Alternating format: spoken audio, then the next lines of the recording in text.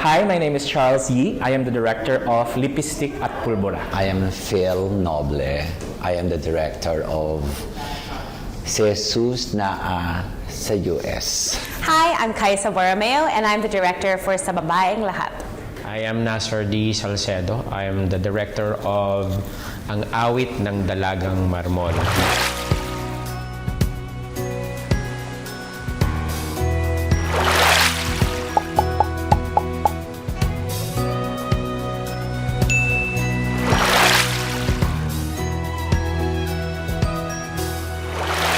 Tapos nung una kong nabasa ang script, tuwang-tuwa ako kasi I'm a condiman singer, I'm a musical theater actor. So, nung nabasa ko kasi siya, sabi ko, oh, parang walang sugat to parang sarsuela. So, sabi ko, nagkaroon ako ng interest na parang, ang sarap nitong gawin. I was actually captivated immediately by the first page alone. I think our playwright, Ara Vinson, posed a great challenge to the director in writing the play. Asks the director or the show that a body come out of the ashes on stage. So that initial impulse, that initial page that I read immediately captivated me to be interested in the material. But I fell in love with this script because first, because of the theme. It talks about women, the struggle. So nang una ko nabasa yon, nag-hit kaagad sa akin because malapit talaga sa akin. Since I was young, I was so exposed to all the women issue and the children's issue. What attracted me to the script mostly was that it centered around young women. It's so rare that we get to hear the stories and voices from a young girl's perspective and a young girl's point of view, and it's three different, very, very different personalities. And you go on each of their journeys, and you get to see their struggles and see how they try to cope with their own personal things that they go through at that stage in their life. Yung difference, siguro dahil iba yung mga taong katrabaho ko ngayon. Tapos at the same time, of course, yung sa VLF may mga limitations, may budget limitations, may time limitations. So, parang as a director, so kailangan mong pagganahin yung creativity mo on how to use the space na hindi masyadong magastos. Especially yung play namin ay maraming cast. Well, film is quite different. No? Film is, you're really looking at the idea of the frame. No? So somehow you're already presenting a perspective to the audience in terms of where to look, how to look at things. Although directing is also like that, the stage is quite open as a space. So the audiences have the liberty, in fact, to choose where to look, unlike the camera, which points you to the direction of where you're supposed to engage with. Okay, I usually direct musical play. So, malaking difference talaga. First, in terms of the number of hours rehearsing and the kind of actors you'll be needing. In this particular play, all I need is a good actors. I used to direct big musical plays with choreographies and etc. Here, static lang in a car, and it's a big challenge for me. Yeah. Well, for this particular play, that first scene of the body coming out of the ashes posed a very particular challenge that I think it also comes from my space as a designer, because I also do set design, in terms of how do I thresh this out on stage, this idea of a body being put together and then becoming whole. So that's really a challenge that we have right now with the material, but it also opens up a lot of space for creativity. It gives us a lot of playing room. The team and I are able to, okay, maybe this can work, maybe this can work. So a lot of ideas are really being brought up because of this challenge, which is quite rewarding because our creative skills and juices are actually being challenged. Oh my gosh, I have loved this experience. Lots of challenges, but that's why I like it. If I know that it's going to be challenging, I have to say yes.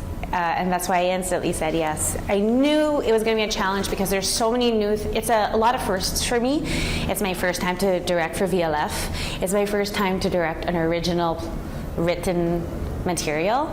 It's my first time to direct Taglish. Well, in this particular play, Lipstick and Pulbura, it was quite challenging for me, honestly, simply because I think the play really talks about the idea of women, the idea of empowering women, remembering a historical account of Erlinda, of Bataan. And it is challenging because I'm not a female. And so I'm very grateful that I have a team of women around me. My assistant director, my dramaturg, our playwright, our actors, our designers. Most of them are actually women. So in fact, one of the scenes one of the actions of the play really revolves around curling one of the characters' hair. So as a male director, I have to ask them, how do you even do that? I don't know how to curl a woman's hair because I don't do that. I've never done that. So their input is quite valuable to me. But I would say though, it was amazing because their input also allowed me as a director and as a person to sort of understand better women in general. Ako mas challenging kasi nga nasabi ko nga I'm more of the musical as a musical director, dance, everything, big space, levels. Eto, in a car, two people in a car driving, talking about their lives and their experiences, unfolding this story, and yun ang challenging sa akin. A very static, non-moving set. You know, as artists or in general, we put ourselves in a box, and I put myself in a box where I told myself that I'd probably never be given an opportunity like this where I would be asked to direct a Tagalog play or an original material. So there's a lot of challenges here, but I feel like it's teaching me a lot, and I'm really, really grateful for that. I love being able to create and collaborate with Elise, with our cast. Everyone in the team has been so collaborative, and like I think it's been a wonderful challenge. I believe kasi in collaboration eh. Of course, my writer, kasi sa kanya nagsimula ang lahat. And then, the second are the people beyond the production. And I need another person or group of person to tell me na eto pa ang pwede. My actors, I can direct them, I can tell them what to do, I can interpret for them, but beyond anything, they're actors. And lagi kong hinihingi yung what you feel, saan ba, tama ba, in terms of the rhythm of the play, in terms of interpretation of the play. Madaming Bisaya text na nandun, na for me, it's so lyrical, na we need to embrace while doing it. Okay, so the one that we're challenged with at the moment is the final scene. I won't say too much because I don't want to spoil it, but it is kind of like, I feel like it's so crucial how you end a play, how you start a play and how you end it, because you want to see where the journey goes and how you want to punctuate it at the end with the exact message you want to send to the audience. So it's a trial and error process, and we're working with Elise, rewriting stuff. She's literally like next to us at rehearsals, rewriting on her phone. Try this line, not working again. How about this line? Okay, let's try it. You know what I mean? So it's like the last scene has definitely been a challenge, because the last scene is where you see most of the conflicts between the three girls. So it's finding the right rhythm and finding the right tone on how we're going to punctuate it at the end and how we want the audience to feel after. My process actually is putting them on stage, directing them on stage. And then after that, I want them to be comfortable doing the blockings and lines. And after they're comfortable doing that, that's why it's called a play. I always tell them na that is your playground now. And show me kung ano pa yung paglalaro nyo within that stage. Actually, combination siya. May mga areas na, okay, sige, pababayaan ko kayo. So, let's see kung magwo-work siya or hindi. So, may mga areas naman na hindi dapat ito sundin natin kasi kailangan lumabas yung ganito kasi sinulat ng writer. So, kailangan lumabas yung ganon.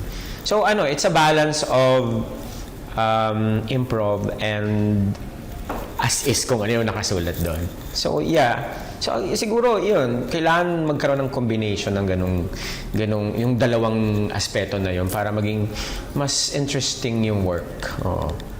Well, in dealing with actors and script, I try to be as faithful to the script as possible. So whenever changes are made, I always want to ask permission from the playwright.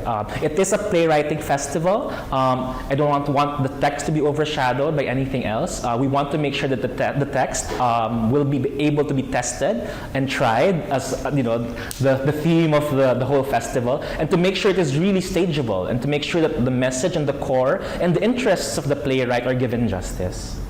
Isa din yan sa mga advocacy ko na to really promote Kundiman, which is the traditional love song of the Philippines. So, if given the chance nga, sabi ko nga tuwang-tuwa ako dito because this is my chance also to showcase Kundiman doon sa play. So, yun, kung may mga chances na i-share yung Kundiman, so talagang hindi ako nag-atubiling gawin siya. Perhaps a message that I would like to highlight in this particular play and in its staging is that the act of remembering is also an act of empowering. But at the same time, to empower will hopefully lead to action. To stop the generation of trauma. Because each one of us, whether it's small or big, we have trauma in one way or another, di ba? It may not be a big trauma, it may not be not so dramatic trauma, but each one of us, nag-undergo tayo sa ganun bata hanggang sa tumanda. What I want to stop is the generation of trauma. Let's just be happy as an individual. And I don't think a lot of people, especially Catholic all-girls schools and the Filipino culture, where they feel they're not allowed to talk about things, which is why you'll see a lot of themes of shame in this script, where you feel shame about exploring sex or exploring masturbating, exploring what kind of sexual desires you look for, or talking about your period, talking about things like that. It's very shameful to discuss, I think, for a lot of girls at that age. So I hope that it creates a safer space for girls to be themselves.